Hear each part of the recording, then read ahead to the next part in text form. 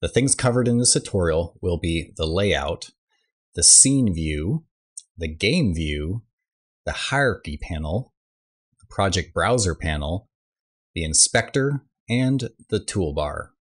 The other views in Unity3D will be covered in more detail in other tutorials, so here we are going to just focus on the basics so you don't get overwhelmed. So let's get started. What you are seeing here is a new project with a medieval house. This is the 2x3 layout that I work in. But if you want to change to a different layout, you can choose from the layout dropdown in the top right. I like this layout because it allows me to see the scene view and the game view at the same time. Here are some other views. For split, default, tall,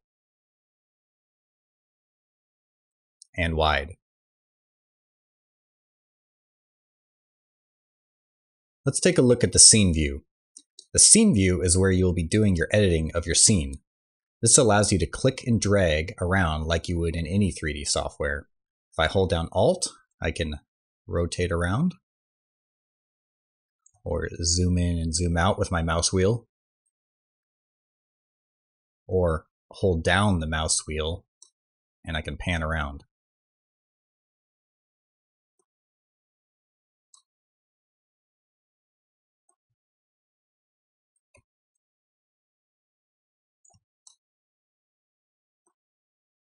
When you select an object, notice the blue lines that appear, showing you the current object that is selected with a wireframe overlay. You'll also notice that when you click an item in the scene view, it selects the item in the hierarchy panel on the right. The hierarchy panel contains a tree view with the parent-child relationships of each object in the scene. If we scroll up to the top, you'll notice that the object we clicked is under the level object, which is an empty game object that holds the main level items in the scene. If we collapse the level object, we can see what other items are in the scene. In this scene, it has lights, the main camera object, particles, and the first-person controller object. Let's click on the first-person controller object. You can see that when we click on the object in the hierarchy, that object is selected in the scene view. If the object wasn't in the current view, you can double-click on the object in the hierarchy and it would center the camera around that object in the scene view. Let's zoom out a bit with my mouse. Using the mouse wheel, I can then double-click on the first-person controller. As you can see, we are back to where we were, looking at the object. A terrific feature in Unity3D is that it allows you to just drop in a player's camera system into the scene, and now you have a sweet camera experience. I chose the first-person view, but you can also choose others like the third-person camera view that you might find in games like Watch Dogs or Assassin's Creed. If you look below the scene view, you'll notice the game view, which shows what the player's camera is looking at. In this case, the main camera is the view from the first-person controller's camera. Each scene starts out with a main camera, but this is overridden when you add in a custom camera controller like we have here. We'll cover cameras in more detail in a later tutorial, but first let's show how to move the camera around to get a different view in the game view. If you look at the first-person controller in the scene view, you'll see that it has an X, blue, Y, green, and Z, red arrow attached to the center of the object. These arrows allow us to click and move objects around with our mouse. Notice the game view changes as we move the camera around. You can see that the camera also has a frustum coming out of the top of the object, showing you where the camera is looking. You can change a camera's field of view to see a wider or narrower view. Let's do that now by expanding the first-person controller in the hierarchy panel and clicking on the child object named main camera. This is the camera that overrides the main camera found in the root of the scene. If you look over in the inspector panel on the right, this is where it shows all the properties of the current object you have selected. If I were to click on another object in the scene, you'll see that the inspector shows all the properties like position, scale, rotation, and texture mapping for that object.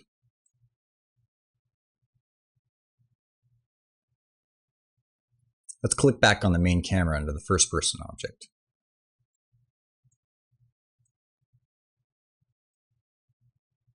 The inspector has a field of view property that is defaulted to 60 degrees. If you move that dial around, you'll see that the game view shows the camera's view expanding and shrinking.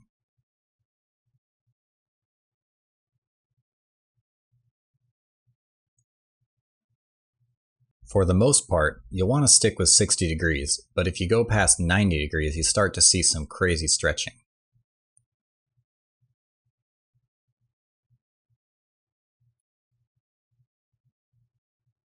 If you look at the top of the inspector panel, you'll find the transform section.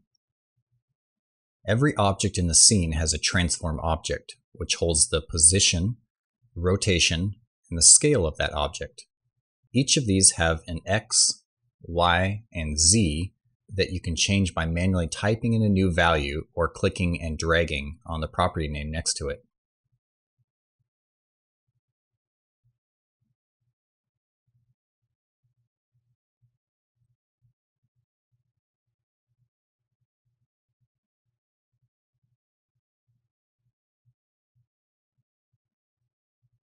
Now that we have the basics down, let's run our scene by clicking on the play button at the top of the screen. This now engages the game view to start processing the player input.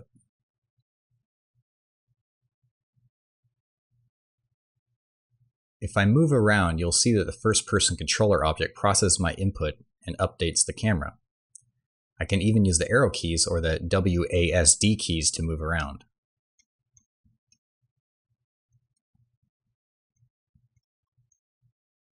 Let's stop the scene by pushing the stop button at the top, which just happens to be the play button. Now if you want to experience the scene in full screen mode, you can click on the Maximize on Play button in the game view. Now if we hit the play again, this will take us to our full screen mode.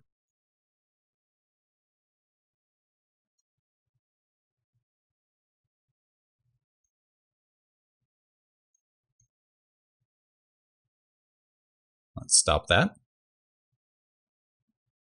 To see the current frame rate and draw calls for the scene, we can click on the Stats button in the game view and hit play. You can see up at the top it's showing the stats, showing the main thread and the rendering milliseconds, and the draw calls are 880 or 1000 depending on which way I'm looking. And then you also have at the very top right, it was the most important one, which is the frame rates per second. So this asset is actually unoptimized, so it's probably drawing everything and there's no culling whatsoever. So now to lock the aspect ratio of the game view, we can click on the free aspect dropdown and choose things like 4:3 or 3:2. Notice that it cuts it off and crops it. You can also go to 6:10 or 6:9.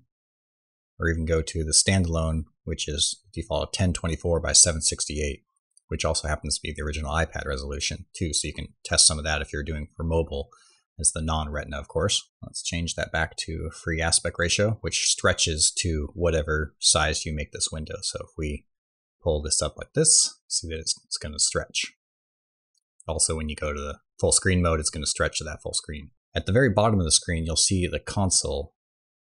This is where all the console messages are. It shows you any errors or warnings or just general information, whether it's compile time or actually during the runtime. Similar to Visual Studio or Clips, this is where you can send messages to for times when you're debugging, for instance, or any error that comes up. Generally, you're going to come here and it's going to show you a little red message down here, which is going to give you the indication that you need to click on it and see it. Or you can just drag it to a different monitor or have it open actually as you're using it. And the last thing we'll look at in the UI is the project panel. This is where all of our scripts, textures, models, shaders, sounds, or other assets are stored. Similar to the hierarchy panel, this is also a tree view, and it maps to our folder structure in the assets folder. The assets folder is a special folder in your project that Unity requires. All your project resources must exist in this folder. Let's pull up our project folder on my computer and see the structure of the project. Here we have our new project, and this is the root of our project. And you can see that there's this assets folder. This is where all your resources will be stored. And also the library folder.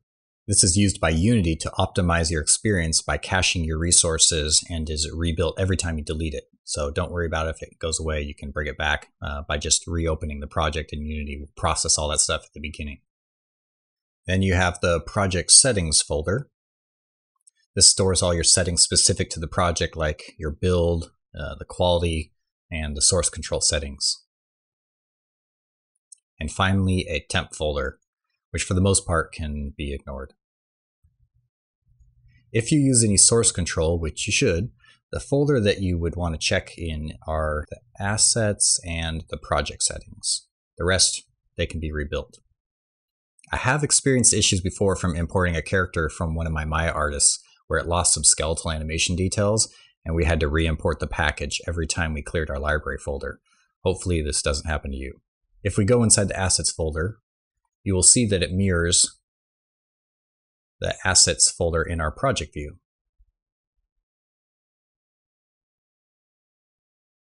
Notice that there is an assets column inside the project panel, which shows the contents of the folder you have selected.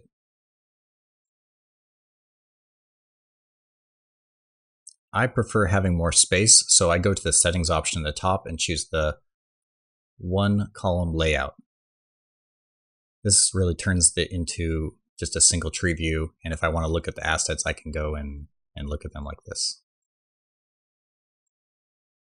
That's it for the basics of using the Unity3D editor. In a future tutorial, we will go over the more advanced options like mesh, material, and shader settings, including more on the render and project settings.